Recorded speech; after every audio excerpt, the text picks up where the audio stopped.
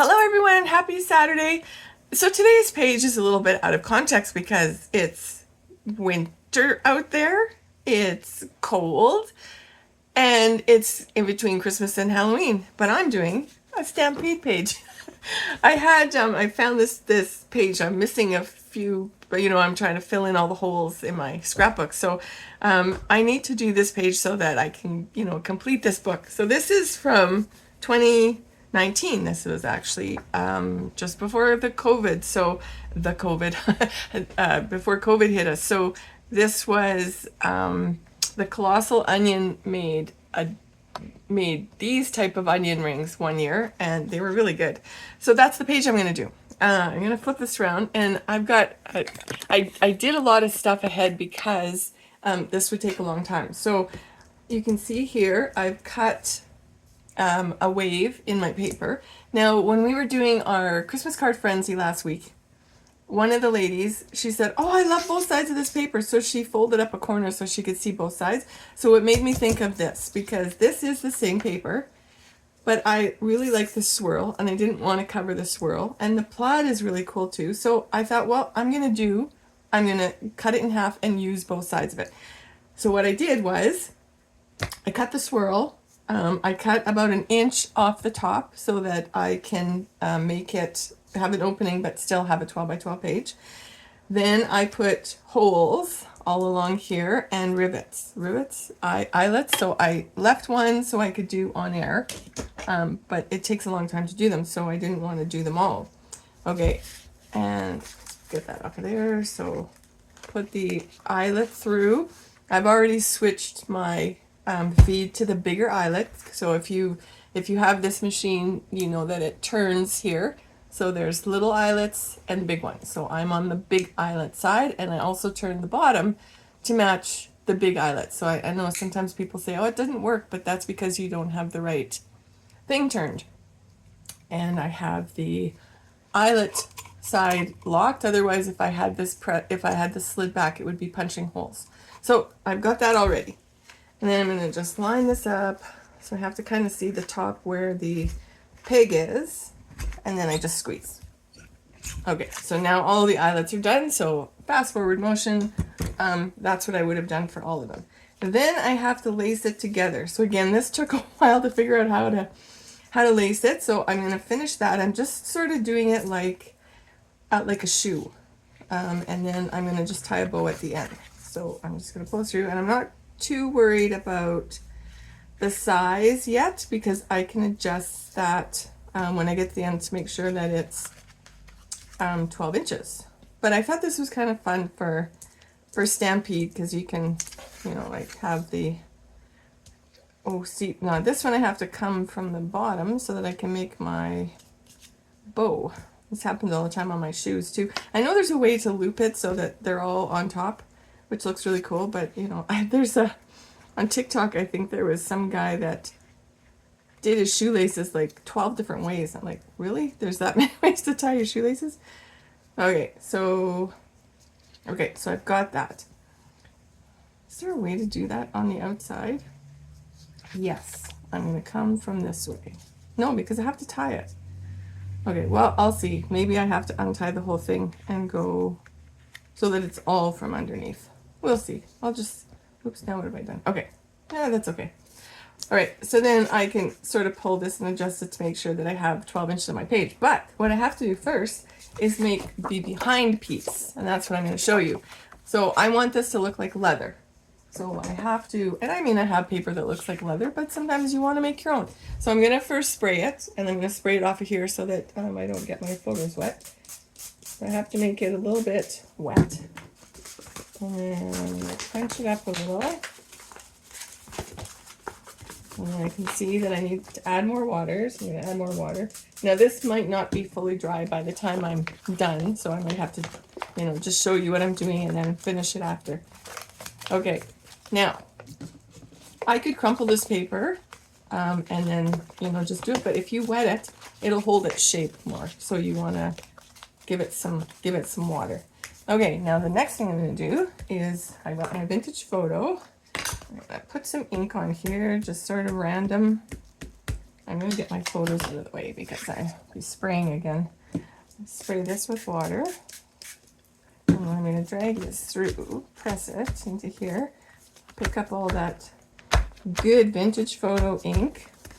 Okay, clump a little bit more. Yes, my hands are going to be mucky. And then let's see if I can, I don't need this whole thing, but I can pick my favorite parts once I'm done, because I only need like an inch of it showing.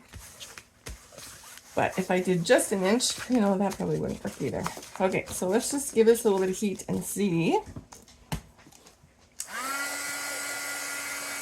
Of course, it's not going to be that crumpled because it's going to flatten out in my book, but it will definitely give me the look of leather. Okay, so now that that's a little bit dry, I can hit this with, just hit some highlights. Go over it a little bit. Some of it's still wet, so let's see how it picks up really nice in the creases there. And then I can hit it with a little bit more water also. And then I'll just pick my favorite inch of this. So again, this, I probably could have done half the size. I kind of went overboard, but you know. Okay, so I'm pretty happy with how that leather looks. And then I'm gonna see behind here what part I want. So, okay, so I'm gonna cut, actually I'm not gonna cut too much off, I'm just gonna glue it behind. I'll cut off this plain part, I don't need all that in there. And this, a little bit here. So it's still a tad wet, but you know, you guys can't wait that long for me to dry everything, so. And the center of that is pretty good. I'm pretty happy with that.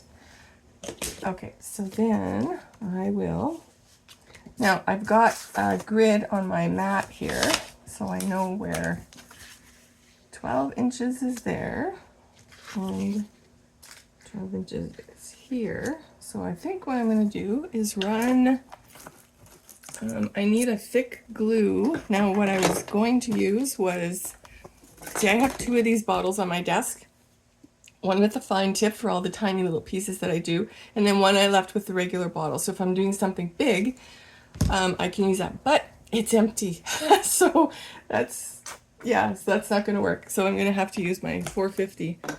And I treasure this because it's no longer, well, not that I've seen anyway. They discontinued it before the store closed. And somebody had said that they heard it was coming back, maybe under another manufacturer, I'm not sure, but I haven't seen it anywhere, so I use it sparingly because this is one of my favorite glues. Okay, so I just put a line of glue quite far up so I know that I'm going to cover the opening. And then, this would have been easier if I didn't sort of put it together, but I needed to save time. Okay, let's put this down first. It's going to be about there. And then get my strings out of the way. Oopsie. Almost lost my... Okay. So now... Oops, where's 12 inches? There's 12 inches.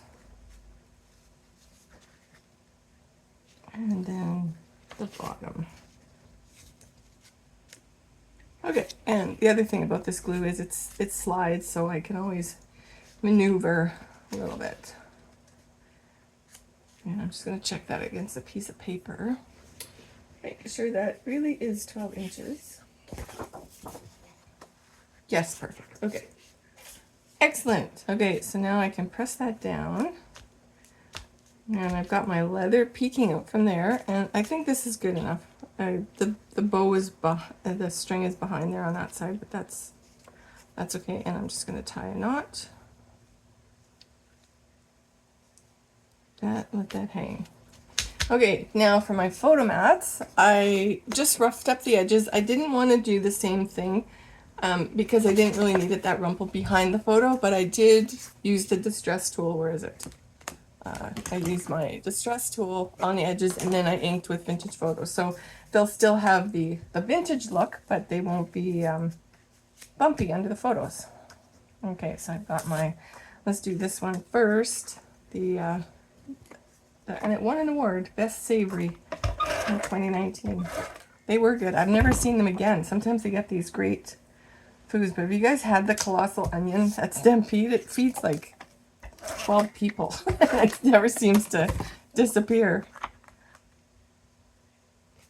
Okay, so there's my photos. They'll go about there. And then just going along with the same sort of string idea, I had these little charms.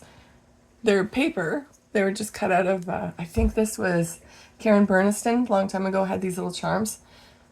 So what I'm going to do is, I think I'll put this over to the side a little bit more.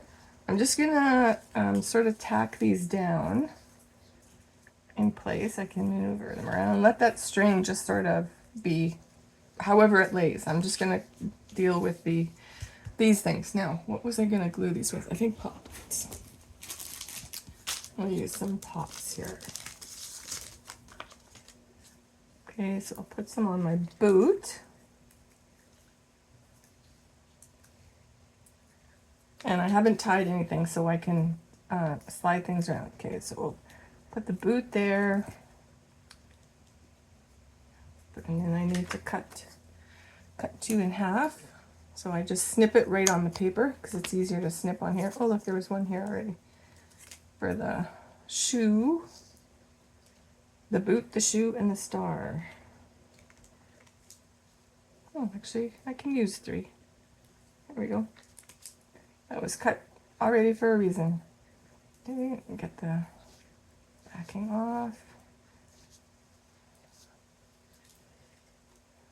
And I'll just sort of twist that there. Now there's a little piece of foam sticking out, so what I do is I just tuck it under, and because it's sticky, it'll stay there. So once I get the, there we go. And then the star. So get a couple on the star. And then, all right, the star can hang, loosen that a little bit. Can you guys see what I'm doing? Yeah, like that. Okay, so now I'm gonna leave that sort of fluffy, fluff that out a bit. And I'm gonna just tie a quick knot here. See if I can. Close to the star. Oopsie. All right, I can't see. It's silky ribbon, so it's very slippery. All right, so tie a little knot there. Okay, and then one here. This one I can do this way, I think. And I have to use fabric scissors on this because it's I always cut ribbon with fabric scissors. Okay, so I can just sort of go like that, just sort of flying around. I've got 2 little, these are from Southern Ridge Trading Company, the little wooden horseshoes. I'm just gonna put a couple there, like that. Actually, I'm gonna give them a bit of ink. Just, I don't really need to do anything much to them, but just a little bit of vintage photo so they're not quite so white. Okay, and then I can glue those down. And then I have to glue my photos in. See, I love this tip for little things like this. I just sort of use it like a pen. Oopsie, I dropped it. Okay. Good thing it dries clear. And just like that. Okay, so now I have to put my photos down. I think that's everything I had in front of me. Yes, I used my eyelets, my string. Okay, good. So I put the, oh, I did put those, okay. And maybe I kind of want to tilt these just a bit. Just to follow the pad, the wavy, there we go, that's the word I'm looking for. Like that. Okay, now if I had a heart, I would put that on here because this was so yummy, but I might have to look for that later. Okay, well there we go. Let's flip this around.